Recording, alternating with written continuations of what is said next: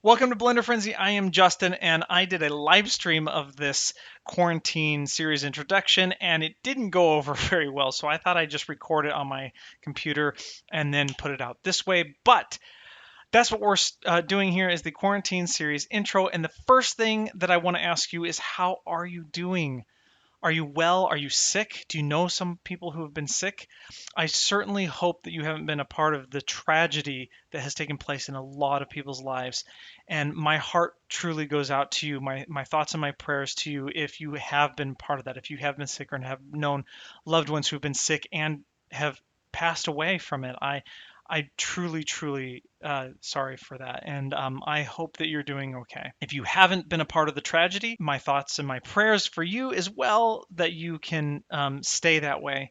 I hope everybody just stays home and stays quarantined to help, again, flatten the curve, as everybody knows. But if you do go out, cover your mouth with a mask or something, not because you might catch it from somebody else, but because you might be a carrier and not know it, and you don't want to pass that on to other people. So now, I'm not a medical expert, so obviously you got to listen to the experts on that. But anyway, just wanted to see how you were doing, and I hope that you're doing well.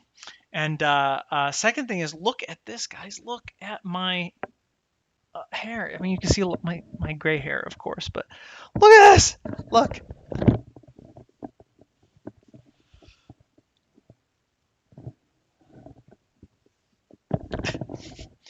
So, what's happened with this is I was kind of thinking before COVID-19 and all the coronavirus craziness that I was like, maybe I'll grow my hair out. And so I didn't cut it for a long time. And then it got to an annoying state of being. And I was like, yeah, I think I'm going to cut it. I just, it's annoying me too much. And so I'm like, okay, I'm going to go get my hair cut. Yeah, no, I'm not. Because that was when I think I tried to go the day of or the day after everything, all of the barbershops and salons closed. And I'm like, no. And then I heard that they were going to be closed for like 30 days. And I'm like, oh my gosh. So yeah, I haven't had a haircut in a while. I finally trimmed this. I was kind of getting a little bit burly here, so I look a little bit less like a bum. Anyway, so the second that was the second thing. The third thing that I want to say is thank you so much for 1,000 subscribers, of course, and I'm kicking off the 1,000 subscribers thing with 1,000 rolls of toilet paper. But yes, thank you to everyone who's been so supportive and leaving me comments, and I do read your comments. I don't always get a chance to reply to everything, but I do read the comments, and I appreciate all of the encouragement that you guys give me, and it keeps me going. So this quarantine series is dedicated to the 1,000 subscribers, but it's also in light of, obviously, the quarantine and the hoarding toilet paper craziness. What is that about? What is that? Does this make any sense? There's a lot, I think, more important things than toilet paper to hoard. Not that you should be hoarding anything, because the shelves are going to be restocked. It'll be fine. It's not the end of the world. But anyway, I hope you're not really hoarding toilet paper, but you will see how to digitally hoard toilet paper in this series. And that's not the only thing. That's just the tip of the iceberg. That's not the only thing, but it's dedicated to 1,000 subscribers plus the quarantine and the toilet paper and all of that stuff. I thought it was a good mixture of things to come and celebrate a new tutorial series with. So with that said, let's go ahead and get started in the introduction. I'll show you what's all in there. So let's go small here. All right, so here we go. Quarantine series, making cool stuff while trapped in our quarantine boxes. All right, so we have these 6 levels of quarantine, and these are levels because it's kind of like you're leveling up. Level 1 starts off at the basics, and then you work your way up. Everything is cumulative, so you'll build on the skills from the previous level.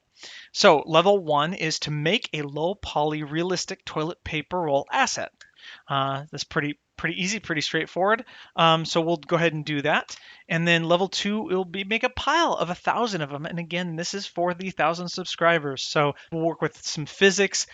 It'll be a little bit of different workflow from the texturing and the baking from the 1 to the 1,000. So I'll go over that.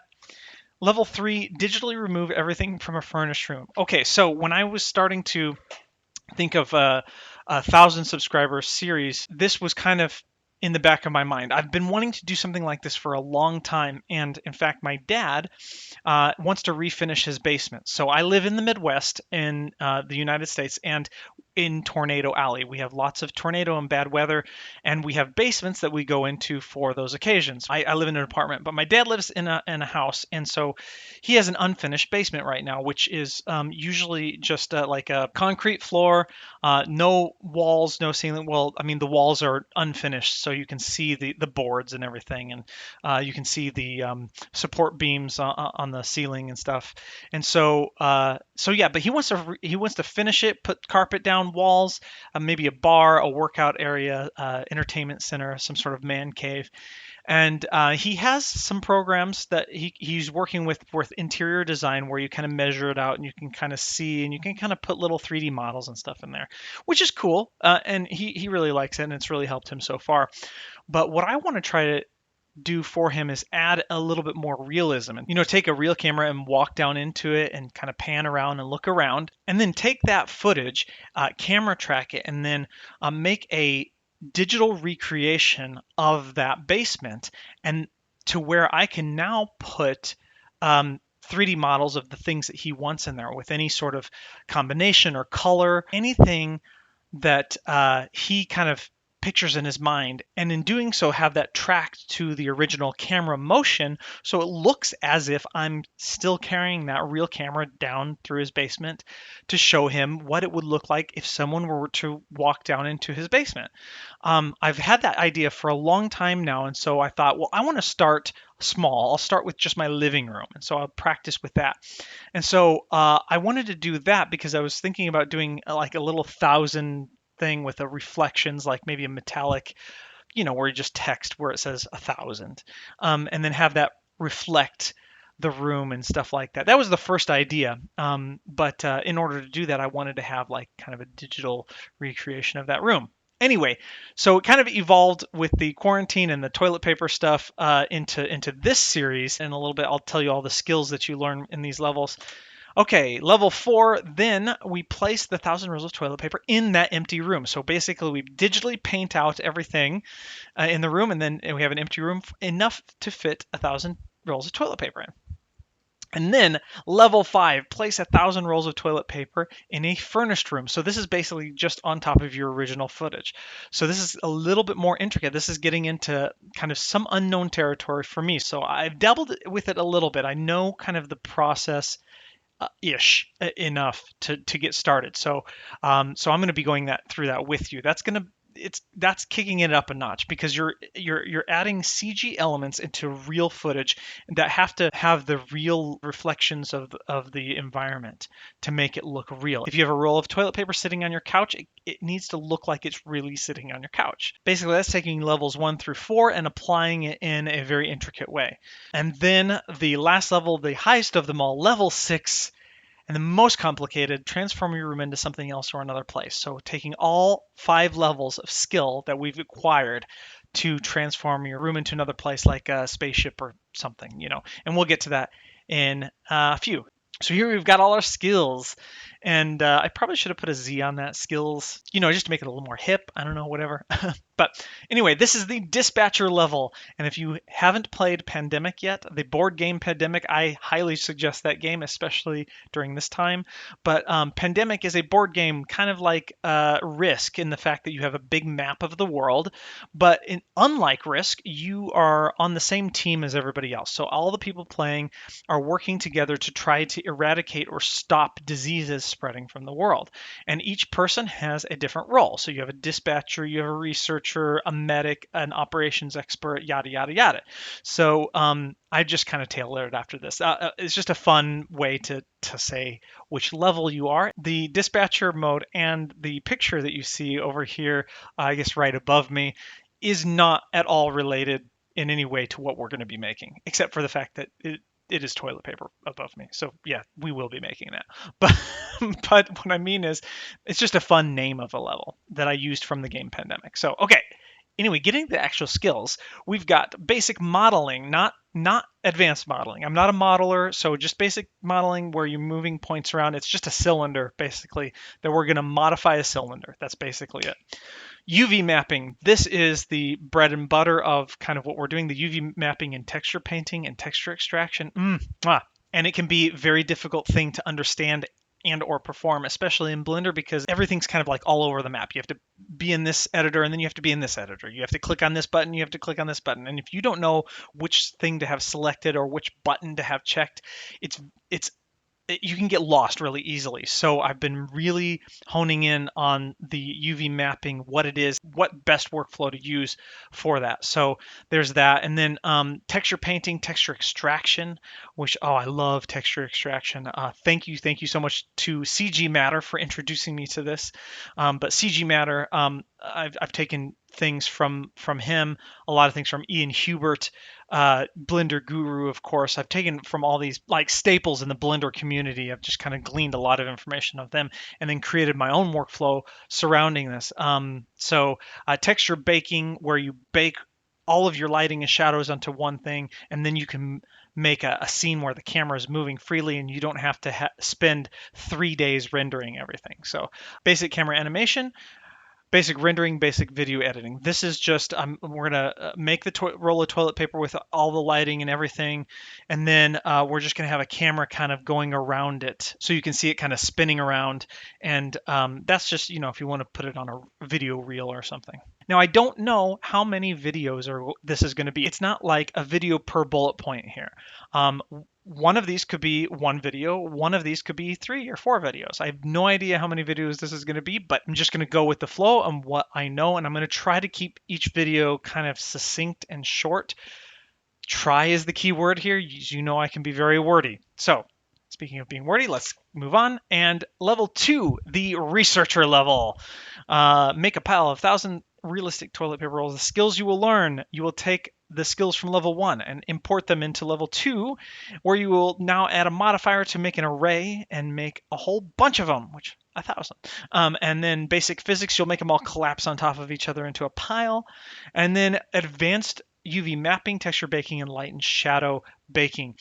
I ran into some really big problems when I tried to do the same workflow for one toilet paper roll when it came to all of that to 1,000. There are quite a few differences and settings that you have to change in order to bake onto 1,000 objects. So we'll be going over that. Advanced camera animation. I'll show you how I made my little animation. If you saw my 1,000 subscribers thank you reel, I'll show you how to.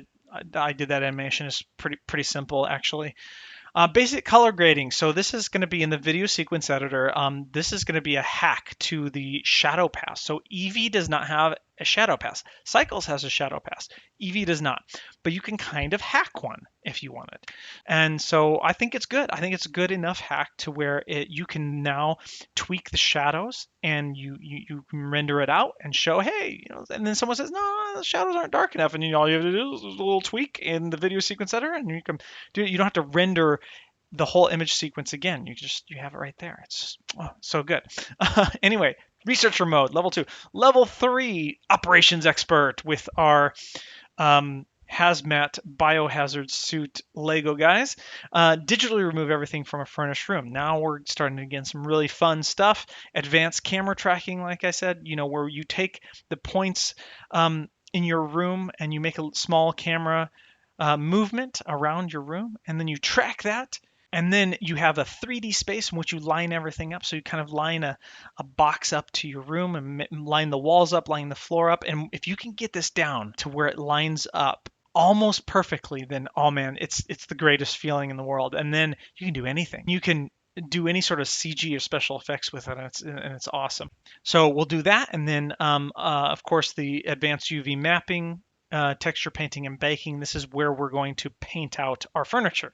So just leaving the walls and the floor and the ceiling. Well, and the windows and stuff too.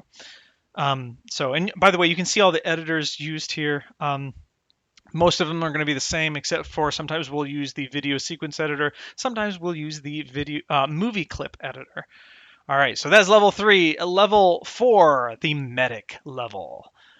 Place 1,000 rolls of toilet paper in your empty room. Basically, this isn't learning anything new necessarily. It's just taking the skills of levels 1 through 3 and combining them together to create a cool scene. And you don't have to do the toilet paper. You can do a dancing robot or, just the default cube, any CG element you can put in there. And then next one is level 5, the scientist. Place 1,000 rolls of toilet paper in a furnished room on top of your original footage. So this is, instead of placing it in an empty room, now we need to mix CG elements. So when you place everything in level 4, placing everything in an empty room, everything is CG. Even though it looks like it's not CG because it's just images that are projected onto the walls and the floor and everything. So it's still your room. It's all CG. You're not mixing it with original footage. So level 5, that's where you're adding the CG element for the toilet paper, but you're adding it as a layer on top of the original footage, which means you have to match the lighting onto the toilet paper that you had in your room. And this can pose a lot more challenges. That's why it's the next level. With that, we have more basic modeling, and we're not going to model a couch, but we're going to model kind of where the couch is, and then projection mapping. So pasting a picture on top of that, because we're not actually going to use the model that we create of the couch, the very, very low poly square-ish model of the couch, we're going to use for reflections only. So we'll do that with my desk and the computers and the little tables and stuff too. Just really rough modeling for the environment reflections, basically. And then a custom environment map where we just take everything from our room and just kind of put it all around there. And I think we can use that for a source of lighting as well. All right, so that's level 5. And level 6 is the quarantine specialist. The final baddest level you can get to. Quarantine specialist. Dun, dun, dun. Transform your room into something else or another place. So we're going to take all of the skills we've learned through levels 1 through 5 and make our place look like it's either somewhere else or something else. Like, for example, like a spaceship. We're going to make sure we'll keep the general part of our room, but then around it we'll make it look like the cockpit of a spaceship, and we're flying a spaceship or something, or maybe it's space outside our windows, and so you can see it as the camera passes over the window, or a cabin in the woods where we can make our walls look like they're part of a log cabin, or a beach house where it's like, oh well, it's just there's one wall just open up and there's a beach right there, or my favorite, aperture laboratories. If you don't know what that is, aperture science. Portal, put yourself in a portal test chamber, or put yourself in the quarantine room that looks like a hotel until it starts breaking down in the beginning of Portal 2. So that is kind of my goal, my dream, to get to that point, and that's pretty advanced stuff.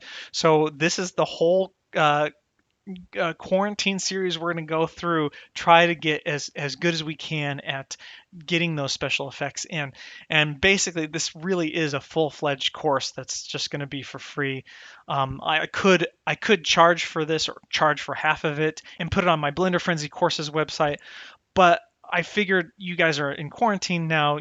Some of you might not be working, might not be making a lot of income. I just don't feel good charging for this, so I want you guys to have access to this for free. And maybe I'll do something where if you do want to support me, if you do have the funds, you can go and buy the blend files or the project files that I use, all of the textures, and you can kind of see it step by step.